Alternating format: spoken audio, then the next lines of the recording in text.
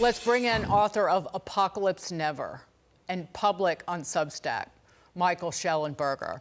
So the White House, Michael, is offended because they're accused of not taking it seriously when migrant encounters just hit the highest single-day total ever recorded. And Federal Bureau of Prisons personnel have had to be dispatched today to the border to help with the transportation of illegal migrants. I could sit here and go on for an hour about just the devastation, not just at the border, but across the country because of, well, what Joe Biden and company have done. Yeah, well, it's great to be with you. And yeah, I mean, look, we've had 10 million people cross the border since Biden came into office. 4 million of those people have stayed in the United States. That means that, were Biden to do a complete 8 years in office, then you'd be looking at something between 8 and 10 million migrants in an extremely short period of time. That's a huge influx. And I think if, Democratic mayors like Eric Adams of New York City and the Democratic mayor of Chicago were saying, hey, we're able to absorb these immigrants. We're getting them good jobs. They're sustaining themselves. They're learning English. They're committed to, that all these things are happening.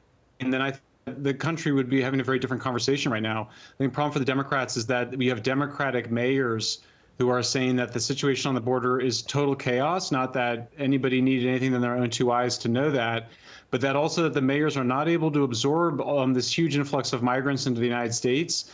We're in a global migration crisis that was created in large part by the government, by the people that are in power right now.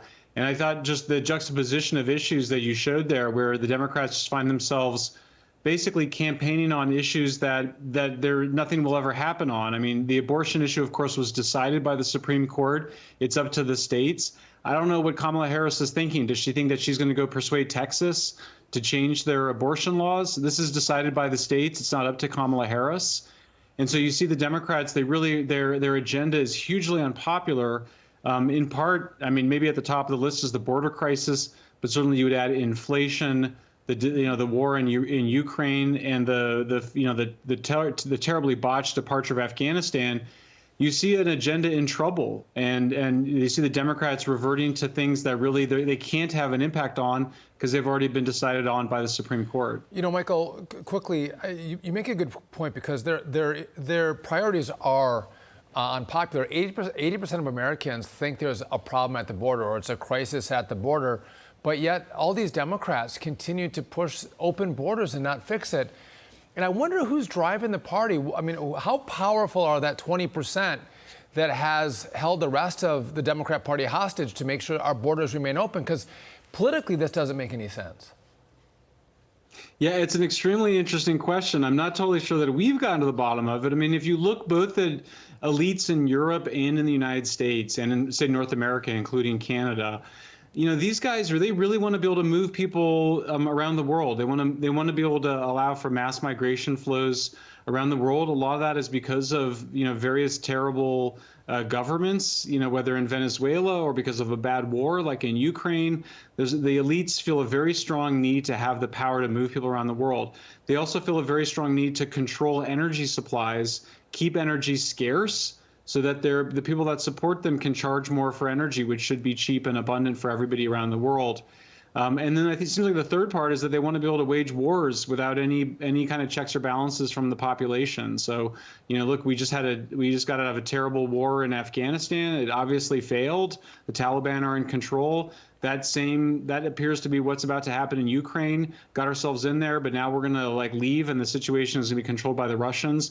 The Democrats don't seem to have an answer to these questions, and instead they basically just are in the business of accusing their opponents, of being racists or Nazis or pro-Russia. I mean, really, the Democrat attacks, what's so striking about it, we wrote about this last week, is that they basically remain the same for the last 6 years. It's just that this is all about Russia, and that somehow, if you're critical of what the government, the president's been doing, it's because of Russia or because you're racist. That would be somehow the reason why you're opposed to the chaos on the border, which incidentally is harming people of color more than white people. Right. But this just appears the Democrats, they know they're in real trouble and they're just lashing out pretty wildly, I would say. Yet children of color in schools where the illegal migrant children are being schooled. And from day one, Biden and company, Harris and the cohort laid the foundation for cartels to profit from human suffering and misery. And KJP had the audacity, Karine Jean-Pierre, to stand up there today and talk about Republicans dehumanizing a group of people, talking about the Texas law. There's nothing more dehumanizing than being gang raped, which is what has happened for 3 years because of Biden and company. And just, again, how they've tried to control language like fascists tend to do is just astonishing this far in. Sean, you get to this. Okay, well, alas, we want to pivot to this because we do know where Biden's priorities do lie, corrupting the minds of young Americans to push his climate change agenda.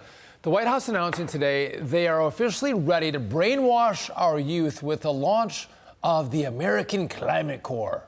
It's led by no one other than or brighter than the wonderful AOC and Senator Ed Markey. Those who sign up will be able to hear about the different climate realities people face and give young Americans the opportunity to pursue careers in obtaining environmental justice. Real quick, Michael, your take on a climate corps? Come on, man, as Joe would say.